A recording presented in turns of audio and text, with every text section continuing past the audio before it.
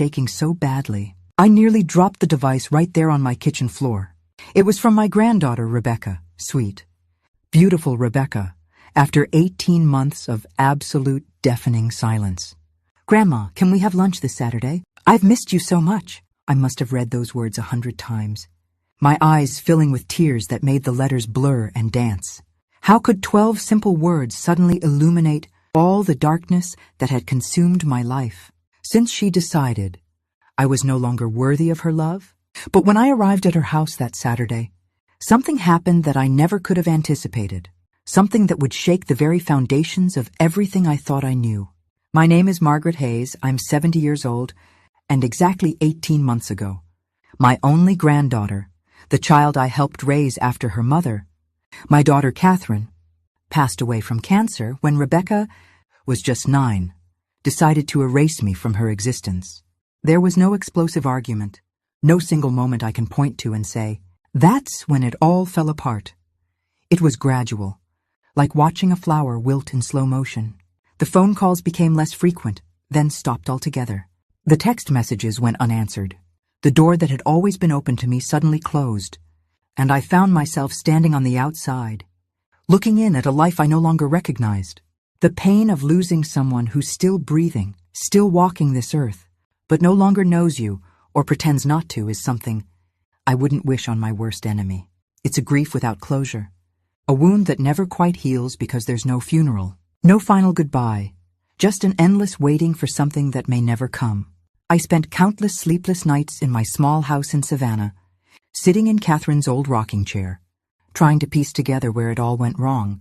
Was it after Rebecca married that man, Vincent? Was it when I voiced my concerns about how quickly they were moving?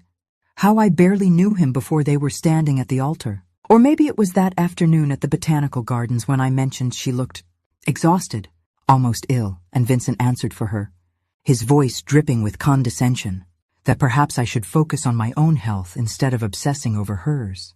Now, staring at that message glowing on my phone screen, I felt like a woman who'd been wandering in the desert for months, suddenly spotting an oasis.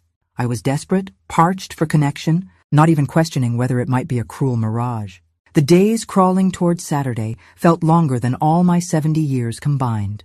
I changed my outfit 6 times that morning before settling on the lavender dress Rebecca had given me for my 68th birthday, back when we still celebrated such occasions together. I applied makeup with trembling hands, trying to hide the deep lines that grief and loneliness had carved into my face.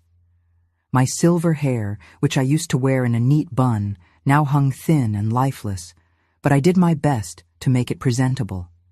I drove my old Toyota through the tree-lined streets of Charleston. Rebecca and Vincent had moved there 2 years ago, shortly after the wedding, arriving at their neighborhood at 11:45, 15 minutes before our agreed-upon meeting time. I couldn't risk being late, couldn't give her any reason to regret reaching out to me. Their house was in one of those pristine suburban developments where every lawn looks the same, every mailbox identical. I remembered when Rebecca first showed me the listing, how excited she'd been.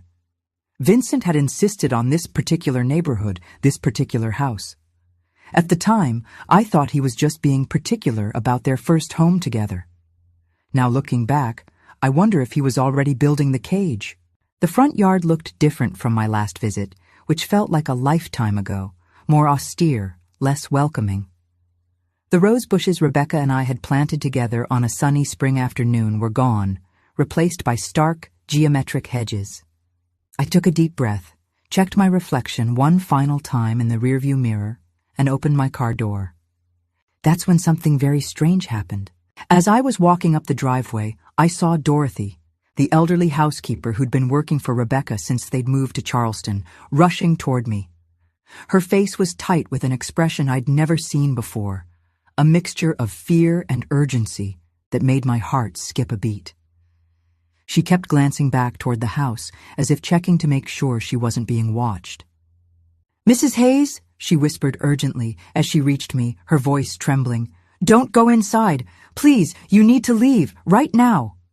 I froze, my feet suddenly feeling like they were encased in concrete. "What? Dorothy, what's going on? Is Rebecca all right?" "It's not about her being all right, ma'am," Dorothy said, her eyes wide with genuine terror. "It's about you. Please, you have to trust me. It's not safe for you here." Before I could form another question, she glanced toward the house again and took a step back. "I have to go before they notice I'm out here. Please, Mrs. Hayes, go, just go." And with that, she hurried back toward the house, leaving me standing there in the driveway, my heart hammering so hard I could feel it in my throat, in my temples, everywhere. What on earth was happening? Why did Dorothy look so frightened? And why would my granddaughter, who hadn't spoken to me in a year and a half, suddenly invite me to lunch? I turned back toward my car as if in a trance, my body moving on autopilot while my mind tried desperately to make sense of Dorothy's warning. I got in, locked the doors with shaking hands, and started the engine. But I didn't drive away. Something deep inside me, maybe, the same instinct that had kept me alive through 70 years of life's surprises, told me to stay and observe. From where I was parked, I had a clear view of the dining room through the large bay windows.